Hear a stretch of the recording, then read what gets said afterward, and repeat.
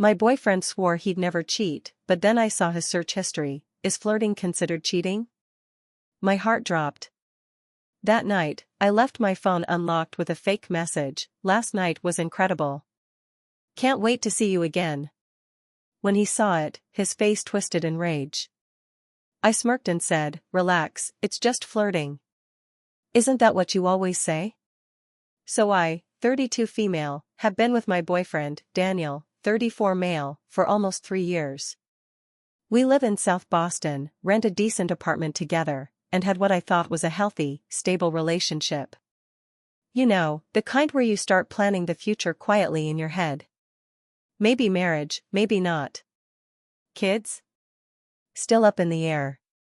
But we were building something. Daniel always talked a good game about trust. He made a big point, early on, about how he hated cheaters. His ex cheated on him, and he told me it wrecked him. I believed him. He would say stuff like, if I ever even feel tempted, I'll talk to you first, or I'd never do that to someone. Classic good guy image. There was one thing, though, that never sat right with me. He always said flirting isn't cheating. He'd drop that line in random conversations, especially when we talked about friends' relationships falling apart. Some people are just naturally flirty, he'd say. Or, it's harmless unless it goes physical. I let it slide. Not because I agreed, but because I didn't want to seem paranoid or controlling. I didn't want to be that girlfriend. But about a month ago, I started noticing something different. Small things.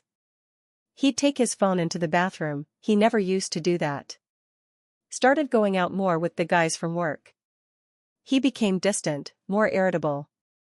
If I asked him what was wrong, he'd just say, nothing, just tired. Then one night, he was in the shower, and I was folding laundry on the bed. His laptop was open. I wasn't even looking for anything, but Chrome was up and a tab caught my eye. His recent search history. I know it sounds like a violation, but I clicked it. One of the searches said, is flirting considered cheating in a relationship? Another one, how to know if you're emotionally cheating.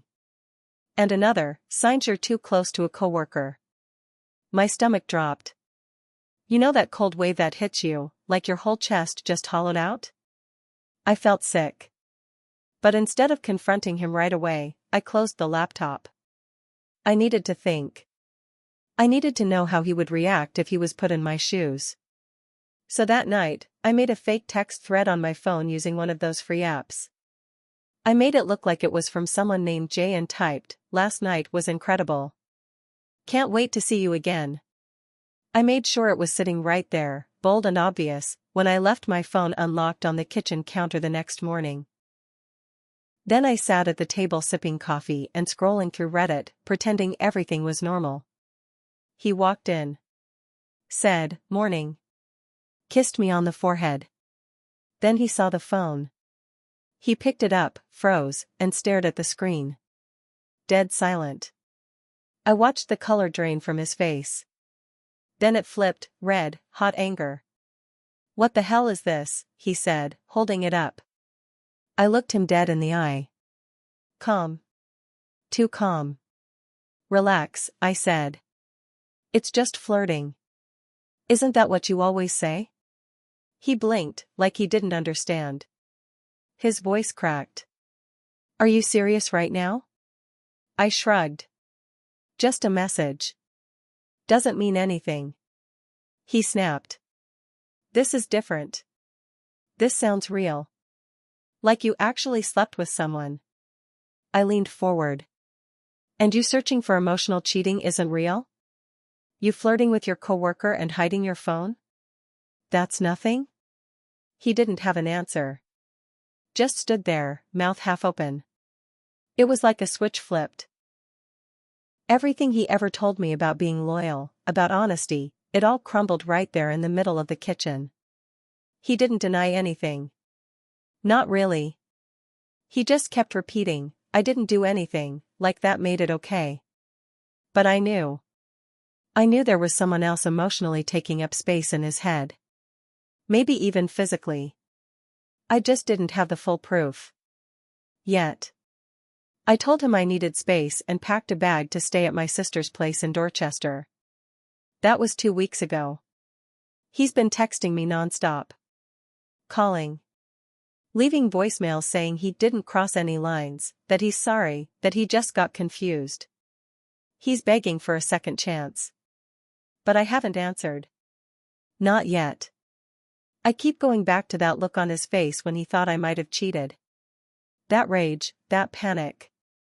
It wasn't love. It was possession. Like he didn't actually care how I felt, only that someone else might have touched me. I don't know where this ends yet. Maybe I go back. Maybe I don't. But that message? That one-line fake message told me everything I needed to know. Thanks to everyone who read my first post and sent messages. I wasn't expecting it to blow up like that, but your words helped. I promised an update, and here it is. So, I stayed at my sister's place for a few days after the whole fake text incident. Her apartment in Dorchester is small, cramped, and smells like candles and dog treats. She has 2 rescue mutts, but it felt safer than being in that apartment with Daniel. I didn't respond to any of his texts at first. I needed space. But on the 3rd day, he sent me something that made my stomach twist again. It was a screenshot of a conversation between him and someone named Sarah. He captioned it, "Just so you don't get the wrong idea. I was honest with you. I didn't cheat." I read every word of that thread at least 10 times. Sarah was his coworker. The one I always suspected. The one he swore was just cool and funny and easy to talk to. Their conversation wasn't outright sexual. But it was suggestive. Flirty. Personal. She sent him selfies. Nothing nude, but still, tight clothes, lips pouted, soft lighting, captions like, "Do I look too tired today?" He replied things like, "You look amazing as always. Don't tempt me, lol. If only I wasn't taken, right?" And then this one from Sarah, "We both know your heart isn't really taken." And he didn't argue. He just said, "Yeah. I know." That. Right there. That hit harder than if I'd found a sex tape. He didn't even fight back. Didn't correct her. Didn't say, "I love my girlfriend." Just silence. Or worse, agreement. I called him. Finally. "Are you in love with her?" I asked, skipping past any small talk. Silence on the line. I could hear him breathing. Then, "I don't know." "You don't know?" I yelled. I was pacing up and down my sister's hallway like a madwoman. "You either do or you don't, Daniel. This isn't a math problem." He started saying something about emotional confusion and feeling distant lately and needing someone to talk to. All excuses. All BS. He ended with, "I never meant for it to go there. I thought we were fine, but I felt this emptiness. You stopped talking to me the same way you used to. I was lonely." Oh. So now it's my fault. I hung up. Then something else happened. Sarah. The coworker. She messaged me. On Facebook. At first, I ignored it. But she kept writing. Here's what she sent: "Hey, I didn't mean to hurt you. I didn't know how serious things were between you two. Daniel told me you were growing apart, and he didn't know how to end it. He told me you cheated first. That you were seeing someone else. I'm sorry if I got in the middle. I honestly didn't think it was cheating. We haven't even kissed. But I think you deserve to know, he asked me to meet him for drinks next week. Just us." My heart sank. That lying piece of, he was out here painting me as the villain. Saying I cheated. That I was the distant one. That I made him lonely. The man was rewriting history in real time. And he was already trying to line up his next move before we were even done. I didn't answer Sarah. I didn't want to feed whatever game they had going on between them. But I did call Daniel again. I asked him one question, did you tell her I cheated? He hesitated. Then whispered, I didn't want to look like the bad guy. That was it. No denial. No remorse. Just self-preservation. He admitted it without even realizing what that meant. He was more scared of being the cheater than actually not being one. Since then, things have gotten weirder. I found out from a mutual friend, Jason, one of his old college roommates, that Daniel has done this before. Twice. In past relationships. Always emotional affairs. Always blurred lines. Always playing victim when caught. He moves on emotionally before he ends things physically. He builds little bridges out of relationships before he jumps. And now I'm stuck here. At my sister's house. Sitting on a pull-out couch that hurts my back. With my phone buzzing every few hours from him. I miss you. Can we talk? I made a mistake. I'm scared to lose you. But I can't stop thinking about how easily he flipped the script. How ready he was to cast me as the villain to win someone else over. I haven't replied. But I feel something bubbling in me. Rage. Sadness. Maybe even pettiness. I'm thinking about messaging Sarah back. Telling her everything. Every lie he told me. Every promise. Every word he sent me since I left. Maybe she deserves the full truth. Maybe I do too. This isn't over. I can feel it. Something's still coming. I just don't know what yet. We'll update soon. Alright, it's been a hell of a week. Before I get into this next part, yes, I decided to message Sarah. I told her the truth. Not out of spite, okay, maybe a little. But mostly because I was tired of everyone operating off of half-truths while I sat here in the wreckage. I kept it simple. I sent her screenshots of Daniel's texts to me from the past few days. The ones where he said, "You're the only one I love." She didn't mean anything. I'll fix this. Just give me time.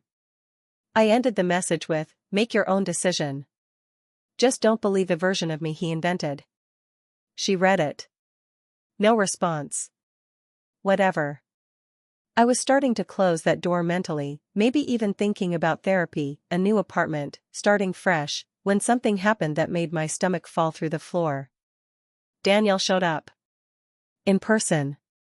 I was staying alone at my sister's while she was away on a work trip, and around 10 p.m., I heard the knock. I peeked through the peephole. There he was. Hoodie on.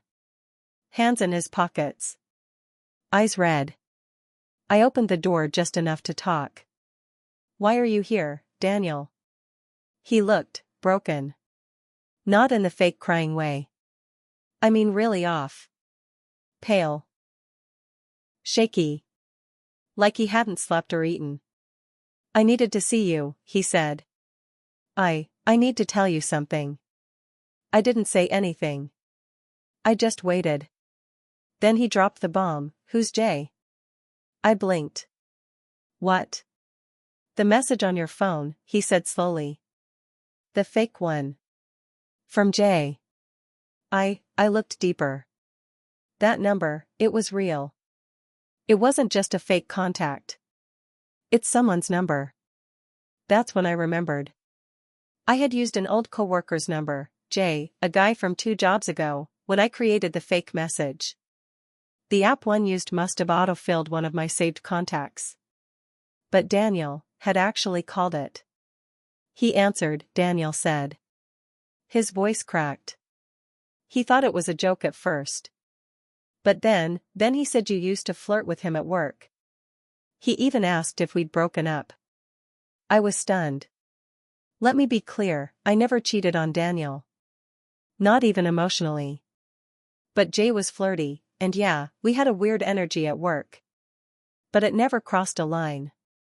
At least I thought so. Now? I didn't know what Jay told Daniel. Or if he exaggerated to stir the pot. I didn't sleep with him, I said, immediately. Daniel looked me dead in the eyes. But did you want to? I froze. Because the truth? There were moments, brief ones, where I did wonder. When Daniel was cold or distracted. When I felt invisible. Jay gave me attention, and I liked it. But I never acted on it. Still, that wasn't the point anymore. Daniel had found a thread and pulled it. Now the whole fake message wasn't fake anymore. It had real consequences. And now I was on the defense. Suddenly I was the one being interrogated. I was the one with secrets to explain. You've been emotionally cheating for months, I said. You're trying to spin this around on me? He didn't even deny it this time. Instead, he whispered something I wasn't ready for. I think I'm in love with both of you. I swear, I felt the floor tilt. Who says that? I don't want to lose you, he went on. But I can't stop thinking about her either. And now there's this Jay thing. I'm so messed up. I wanted to scream. This man had wrecked my sense of trust, twisted my words, made me question everything, and now he was standing there telling me he wanted both of us?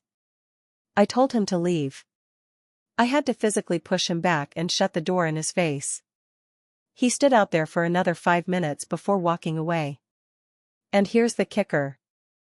This morning, I got a text from Sarah. It said, he told me everything. I'm out. Short. Final. No other words.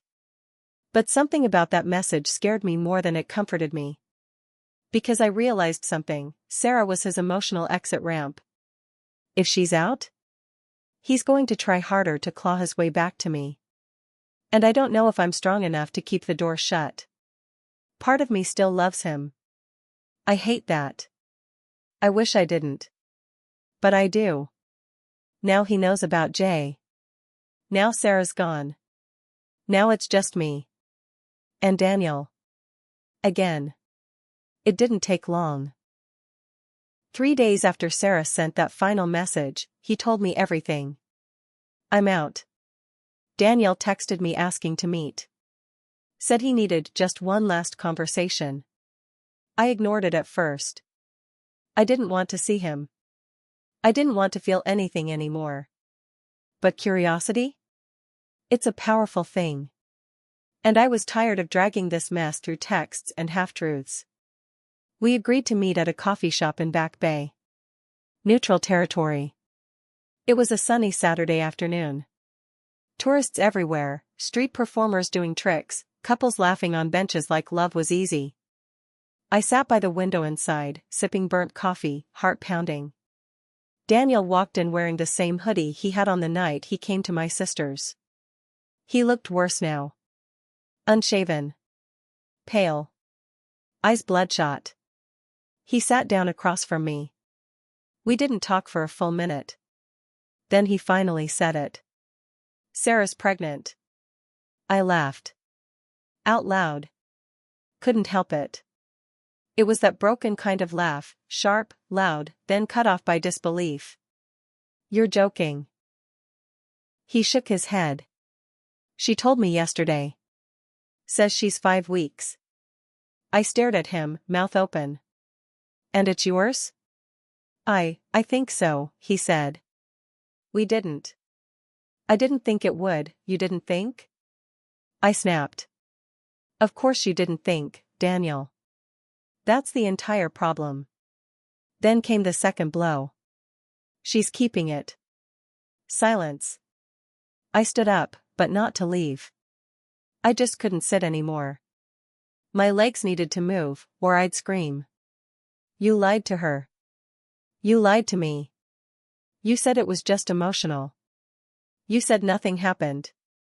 He didn't argue. Didn't even try. Instead, he finally told the truth. She came over one night.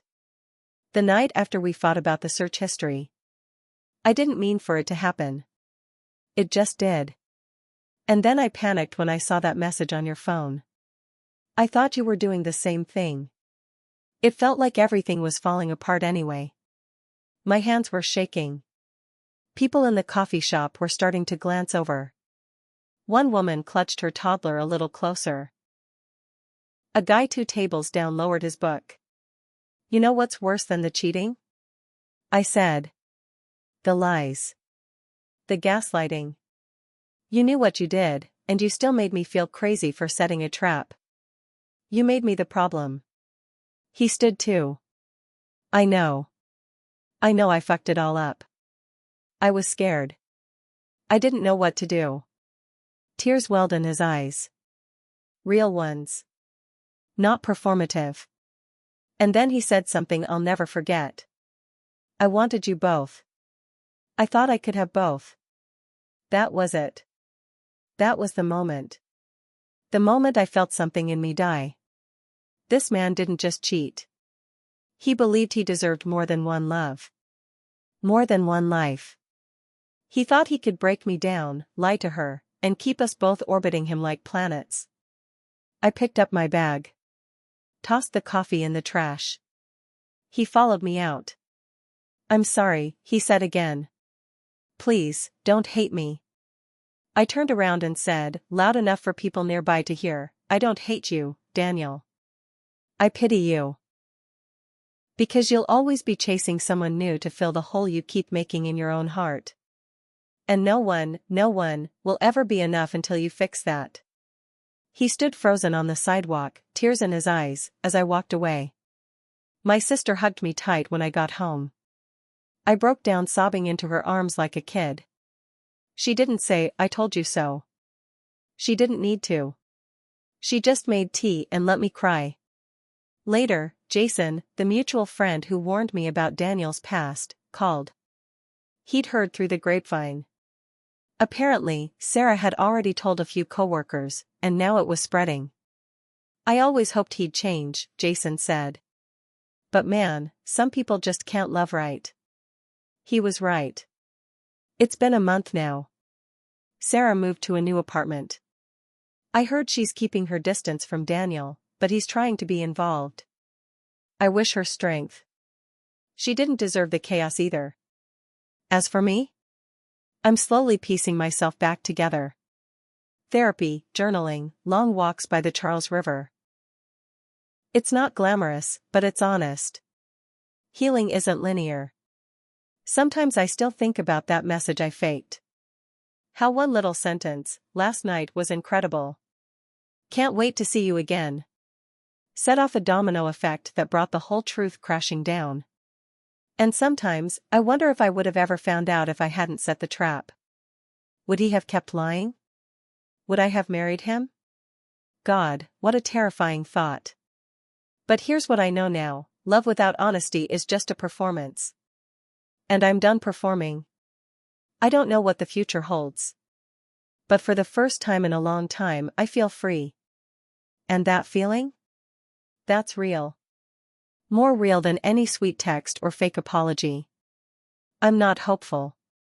I'm not broken. I'm just awake. And that's enough.